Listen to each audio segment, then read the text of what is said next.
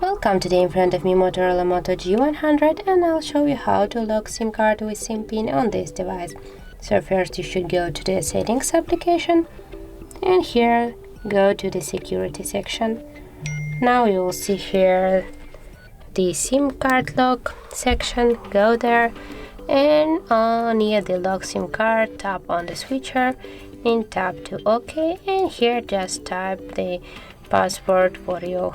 It'll just pin, for example in my case this will be from 1 to 4, and tap to OK, and as can you see we got here right now just the new SIM pin on your SIM card.